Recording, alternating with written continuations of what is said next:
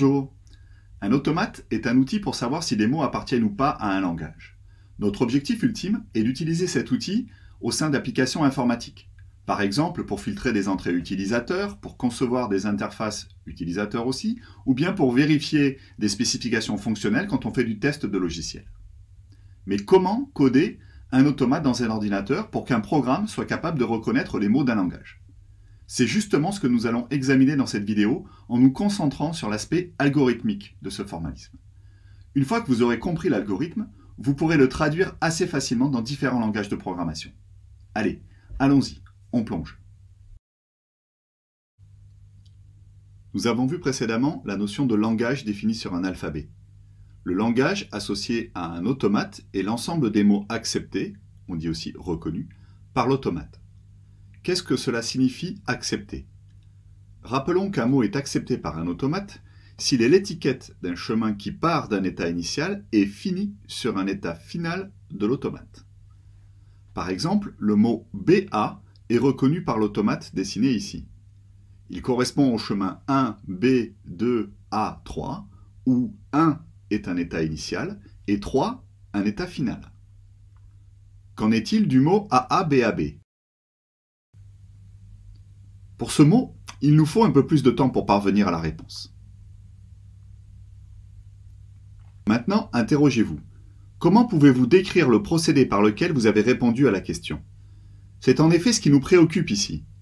Quelle méthode systématique et infaillible peut-on suivre pour savoir si un automate accepte ou pas un mot donné?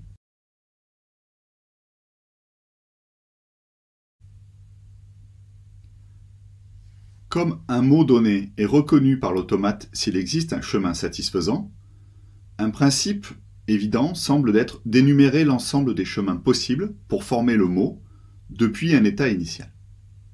On épelle successivement les lettres du mot en empruntant les transitions aux étiquettes correspondantes dans l'automate. Si on aboutit sur un état final, pour un de ces chemins, alors l'automate reconnaît le mot. Si aucun des chemins qui permet de former le mot dans l'automate n'aboutit sur un état final, alors simplement l'automate ne reconnaît pas le mot, on peut conclure. Il y a deux points à noter au passage.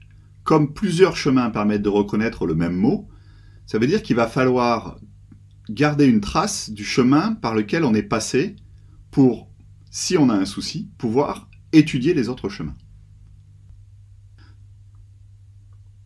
Un autre point est que par une même succession d'états, on peut parfois former plusieurs mots. Ici, c'est le cas des états 1, 2 et 3. En empruntant successivement ces états, on peut former le mot BA ou bien le mot AA. Ça veut dire que quand on cherchera à parcourir l'automate pour atterrir sur un état final en formant le mot, il faudra bien faire attention aux transitions qu'on emprunte d'un état à un autre. Il ne suffit pas que du premier état, on puisse passer au deuxième état.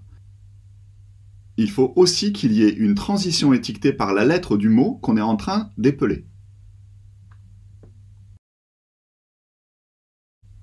Ok, mettons en pratique ce principe sur un exemple. On veut savoir si le mot AABAB est reconnu par l'automate dessiné ici. On va décrire l'énumération des chemins par un arbre de recherche.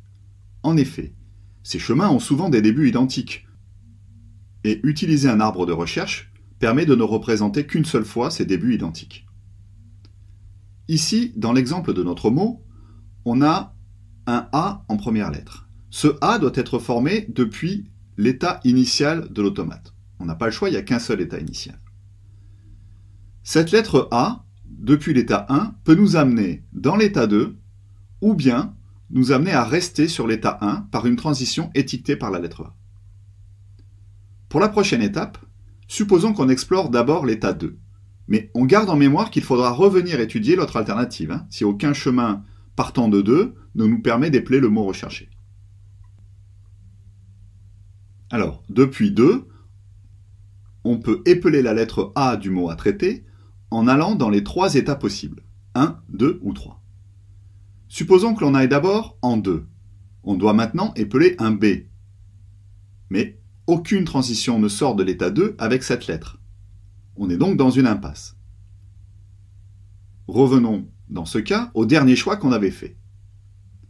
À la place de se rendre en 2, on peut aussi se rendre en 3 avec la lettre A. Ok, on y va. Mais une fois dans l'état 3, là aussi, impossible de trouver la lettre B comme transition en partant de cet état. C'est à nouveau une impasse.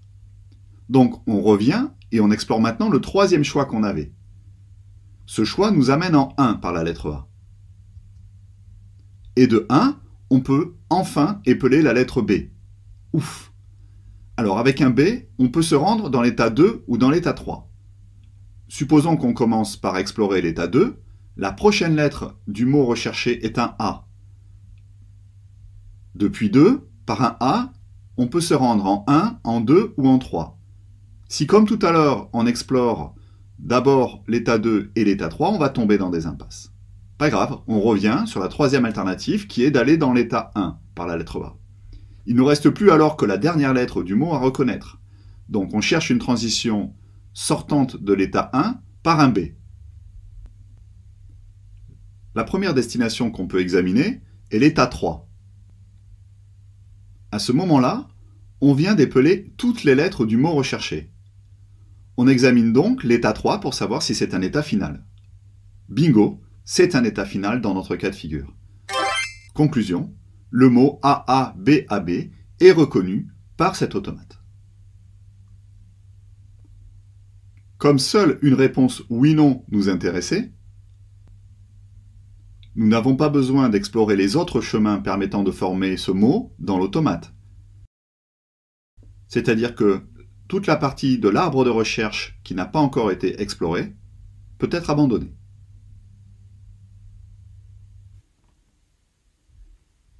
Alors, quelques remarques sur le principe que nous venons d'appliquer pour la reconnaissance d'un mot par un automate. Une impasse peut se produire dans deux situations. Soit parce qu'on cherche à épeler une lettre du mot qui ne correspond à aucune transition sortant de l'état actuel, soit parce qu'on vient d'épeler toutes les lettres du mot pour aboutir sur un état non final. Mais dans les deux cas, on doit revenir en arrière sur nos choix précédents et essayer d'autres alternatives. On a potentiellement laissé plusieurs points de choix derrière nous. Auxquels faut-il revenir?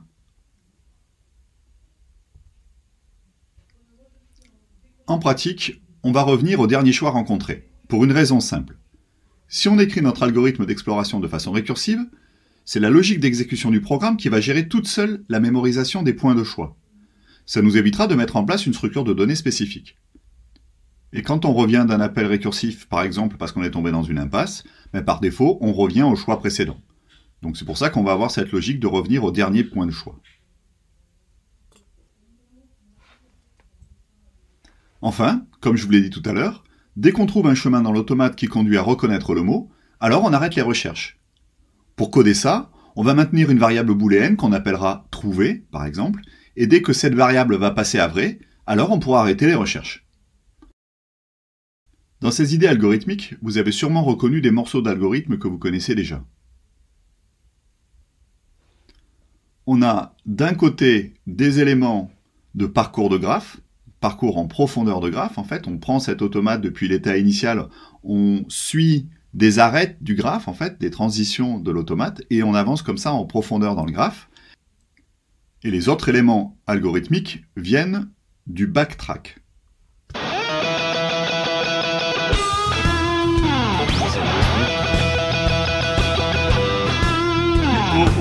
Oh!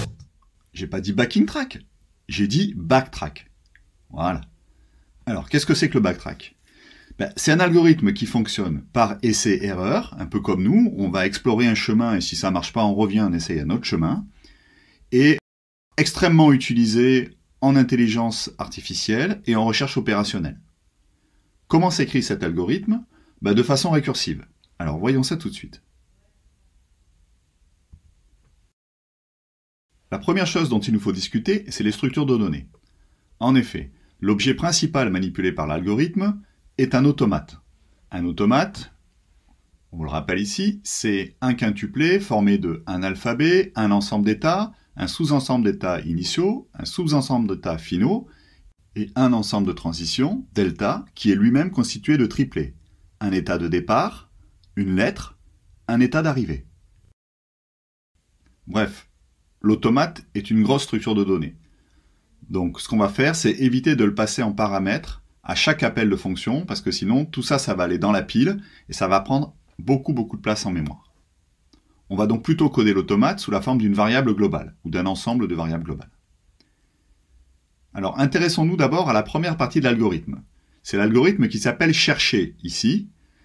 Cet algorithme, il prend en paramètres un état et un mot, et il doit renvoyer vrai si et seulement si il existe un chemin qui permet de former le mot M à partir de l'état E et qui aboutit sur un état final. Alors on va commencer par détailler le cas de base. C'est un algorithme récursif, donc on commence par le cas d'arrêt, la récursivité. Ce cas d'arrêt, en fait, il se produit au moment où le mot qu'on a éplé ne contient plus de lettres, c'est-à-dire ce mot est le mot vide epsilon. Et dans ce cas-là, ce qu'on renvoie, c'est le fait que E appartienne à F ou pas. C'est-à-dire, si on est sur un état final, alors on renvoie vrai. Si on est sur un état non final, on renvoie faux. La plupart du temps, ce test sera effectué au moment où on vient d'épeler toutes les lettres du mot qu'on cherchait. Et si on se retrouve sur un état final, ça veut dire que le mot est reconnu. Le bloc sinon, ensuite, correspond au cas général de la récursivité. On se retrouve avec un mot qui n'est pas le mot vide. Donc ce qu'on va faire, c'est qu'on va mettre de côté sa première lettre, on va la mettre dans une variable qui s'appelle L, et on va dire que MS, c'est le mot M privé de sa première lettre. Il va nous rester toutes les autres lettres à épeler ensuite. ENext va désigner l'ensemble des états qu'on peut joindre depuis l'état actuel, E, en utilisant une transition étiquetée par L, ce qui se note formellement zeta E de L. On a un booléen trouvé qui va commencer à faux et qu'on mettra à vrai au moment donné où on trouve une façon d'épeler le mot M, la fin du mot M, à partir de l'état en cours. Ensuite, on a une boucle tant que qui va explorer tour à tour tous les états sur lesquels on peut se rendre depuis E en utilisant la lettre L. Cette boucle, elle va tourner en fait tant qu'on n'aura pas trouvé une façon de former le mot M, tant que trouver reste à faux, et tant qu'il nous restera des destinations possibles dans ENext, c'est-à-dire tant que ENext est différent de vide. Alors qu'est-ce qu'on fait à chaque tour de boucle? On va essayer une nouvelle destination possible sur laquelle on peut se rendre par la lettre L. Cette destination, on l'appelle E', on l'enlève de ENext, et on fait un appel récursif à l'algorithme cherché, cette fois depuis ce nouvel état E', en utilisant la fin du mot M qui nous reste à former, c'est-à-dire MS. Là, de deux choses l'une. Soit cet appel récursif nous renvoie la valeur vraie, qu'on met dans le booléen trouvé. Ça veut dire quoi? Ça veut dire qu'à partir de E', on a réussi à former la fin du mot M, et que nous, ici dans cet appel récursif en cours, on a formé la lettre L qui était juste avant MS pour composer le mot M. Donc, autrement dit, depuis l'état E, on peut bien former le mot M, et donc on renverra vrai. Première sortie possible de la boucle. Deuxième possibilité, l'appel récursif chercher E'-MS nous renvoie faux. Qu'est-ce que ça veut dire? Ça veut dire que simplement E' n'était pas une bonne piste pour former la fin du mot M. Conclusion, on fait un tour de boucle supplémentaire et on essaye un autre E' dans ceux qui sont possibles. Et ainsi de suite, jusqu'à soit en trouver un qui nous amène à conclure qu'on peut former le mot M depuis l'état E actuel, soit à avoir épuisé toutes nos possibilités, c'est-à-dire ENext qui arrive à vide. Et quand cette situation se produit, ça veut dire que chaque appel récursif dans la boucle a renvoyé faux, donc trouver vaut toujours faux, on sort de la boucle et on renvoie faux. Ça veut dire qu'il n'était pas possible de former le mot M à partir de l'état E dans l'automate en aboutissant à un état final.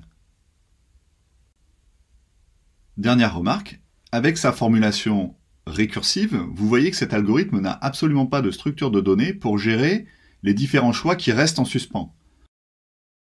En fait, si on tombe dans une impasse et que un appel récursif revient avec la valeur faux, automatiquement, le tour suivant du tant que va s'enclencher pour aller examiner une autre alternative.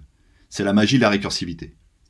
Et quand on connaît les nombreuses lignes de code qu'il faudrait écrire pour maintenir une structure de données qui stocke tous les chemins partiels et les points de choix et l'ordre dans lesquels il y a ces points de choix à considérer, bref, franchement, on a juste envie de dire merci la récursivité. Dans l'algorithme, pour la reconnaissance du mot par l'automate, en fait, il nous reste juste un truc à écrire, c'est le fait qu'on part d'un état initial. Alors ça s'écrit comme ici dans l'algo qui s'appelle reconnaître. C'est cet algorithme qui va appeler l'algorithme auxiliaire récursif chercher. Chercher va faire tout le travail. Et reconnaître va simplement lancer chercher depuis un état initial. Vous voyez, EI reçoit les états initiaux, et tant qu'on n'a pas trouvé de façon de former le mot M, à ce moment-là, on prend un nouvel élément de EI, les états initiaux, on l'enlève de l'ensemble EI à examiner, des possibilités à examiner, et on va lancer chercher depuis cet état E qui a un état initial, sur le mot en entier. Voilà, si chercher renvoie vrai, ben, on sort tout de suite et l'algo reconnaître renvoie vrai. Sinon, on va examiner l'état initial suivant, et ainsi de suite. Bon, parlons un petit peu de l'efficacité en temps de calcul de cet algorithme, c'est-à-dire d'un point de vue théorique, on peut analyser sa complexité, dans le pire des cas, comme souvent. Si vous revenez sur les différentes instructions des algorithmes qu'on a énoncés, vous verrez que chacune a un faible coût si on a des structures de données raisonnables. La complexité de l'algorithme va donc être dépendante principalement de la taille de l'arbre de recherche qui est parcouru lors des calculs. Cette taille, elle se mesure à partir de deux paramètres. Le facteur de branchement d'un nœud, c'est-à-dire en fait combien de transitions sortantes du nœud faut-il explorer. Oui, parce que chaque transition sortante va donner lieu à un sous-arbre à explorer. Et le deuxième paramètre est la hauteur de l'arbre. Cette hauteur, on la connaît à l'avance, on sait qu'elle est bornée par la taille du mot dont on épelle les lettres. À chaque étage de l'arbre, on épelle une lettre. Ici, on voit bien la lettre A, puis au deuxième étage, la deuxième lettre A du mot, puis la troisième lettre qui sera un B, puis un A, et puis le B final, dans le cas où on arrive jusque-là. Dans le pire des cas, le facteur de branchement d'un nœud va être n, le nombre de nœuds de l'automate. En effet, depuis une certaine lettre, il peut au maximum exister une transition par cette lettre, la menant vers tous les autres états. Donc ça serait un automate un peu extrême, mais qu'il est possible de traiter par l'algorithme. Donc, ce facteur de branchement très important et la hauteur de l'arbre nous amène à une complexité exponentielle dans le pire des cas, tout simplement parce que la taille de l'arbre de recherche va être exponentielle. Alors certes, certaines parties de l'arbre de recherche sont redondantes. Par exemple, vous pouvez remarquer que le sous-arbre indiqué en rouge a déjà été exploré précédemment dans la recherche. On a déjà cherché à former la lettre B, la fin du mot actuel, depuis l'état 1 précédemment. Donc cette partie-là, ce n'est pas la peine de l'explorer. Ici, on a juste une petite partie qui est redondante, mais dans certains arbres de recherche, ça sera une très grande partie. Alors ces parties redondantes ne sont pas détectées dans l'algorithme tel qu'il est énoncé actuellement. On peut probablement l'améliorer par un mécanisme de programmation dynamique, c'est-à-dire qu'on peut enregistrer pour chaque état les fins de mots qu'on cherche à former, de façon à ce que si plus tard l'algorithme cherché revient dans cet état avec la même fin de mot, on puisse donner immédiatement la réponse qui aura déjà été calculée. C'est un exercice algorithmique intéressant. Mais pour l'instant, ce n'est pas écrit dans l'algorithme qu'on a énoncé, donc la complexité de cet algorithme dépend complètement du facteur de branchement et de la hauteur de l'arbre, qui est donc dans le pire des cas exponentielle en la taille de la donnée. Essayons d'analyser ce qui fait que cet arbre est si grand que ça. En fait, la largeur de l'arbre est due au fait que pour certains états, on va avoir plusieurs transitions sortantes par la même lettre. Et ça va générer des sous-arbres différents. Ah mais tiens, ça doit vous rappeler quelque chose. Alors oui, probablement vous avez pensé aux automates finis déterministes. Pour ces automates, je rappelle que dans un état, avec une lettre, je peux sortir au maximum par une transition. Ce qui veut dire que si on me donne la prochaine lettre à épeler du mot, je ne vais jamais hésiter vers l'état vers lequel me rendre. Prenons l'exemple du mot AABAB. Dans un automate modifié qui est indiqué ici, en partant de l'état 1 qui est l'état initial, si je dois former le A, je sais que je dois me rendre en 2. Si je dois former le deuxième A, deuxième lettre de ce mot, je dois à nouveau changer l'état et je me rends maintenant en 1. Ensuite vient un B, je n'ai pas le choix, pour ce B je dois aller en 3. Pour prendre un A ensuite, je dois aller en 2. Et ensuite, pour prendre un B, ça me ramène en 3. On arrive ici sur un état final, donc on conclut que le mot est reconnu par l'automate. Si on arrivait sur un état qui était non final, on serait dans une impasse, mais comme on n'a aucun point de choix qu'on a laissé en arrière, on pourrait conclure tout de suite que le mot n'est pas reconnu par l'automate. Donc vous voyez que l'arbre de recherche, en fait, c'est simplifié, c'est devenu simplement une ligne. Donc la complexité va changer du tout au tout. D'exponentielle, on va passer à une complexité linéaire, en la taille du mot. Examinons comment on peut simplifier l'écriture de l'algorithme dans le cas des automates finis déterministes, comme celui de la figure. L'algorithme reconnaître va lancer immédiatement l'algorithme chercher depuis le seul état initial. Je rappelle qu'un automate déterministe a un seul état initial. Donc plus de boucles sur l'ensemble des états initiaux dans cet algorithme-là. Et dans l'algorithme chercher, on s'épargne aussi une boucle qui examinait toutes les destinations possibles depuis l'état qu'on nous a passé en paramètre par la première lettre du mot examiné. Zeta de EL est maintenant soit l'ensemble vide, soit un seul état, vers lequel on peut poursuivre la recherche. Pourquoi l'ensemble vide?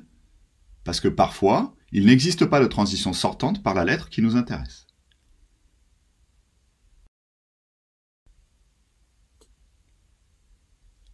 L'élimination dans cette version des deux boucles tant que qui étaient dans la version précédente est ce qui conduit l'arbre de recherche à devenir simplement ce chemin de recherche que vous avez représenté ici.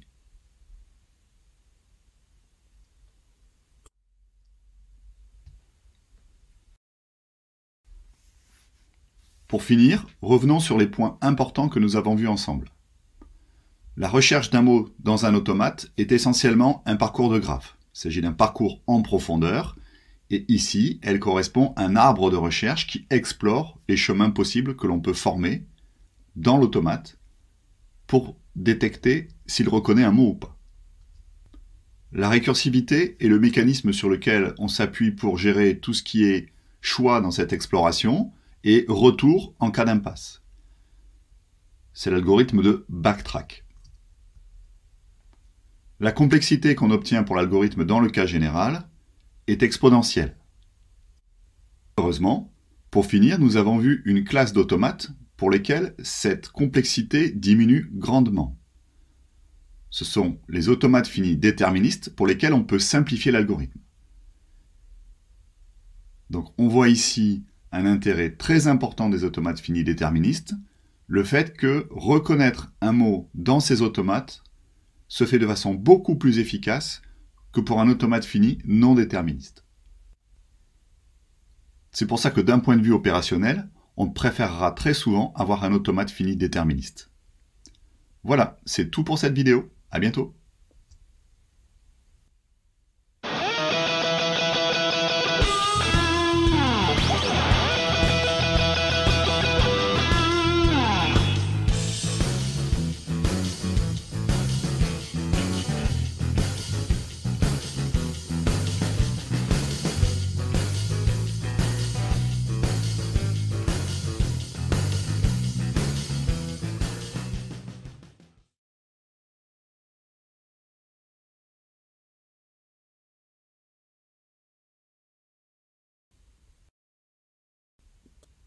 Alors, supposons que dans l'exemple du mot AABAB qu'on cherche à reconnaître par cet automate-là, on a réussi à épeler déjà les lettres AAB et qu'on est arrivé dans l'état 2. Il nous reste encore AB à reconnaître. Donc on arrive dans l'algorithme cherché sur l'état E égale 2 et avec le mot M égale AB à ce moment-là. M n'est pas epsilon, on passe au cas général. L, la première lettre du mot, est un A. MS, le mot privé de sa première lettre, est égal uniquement à la lettre B.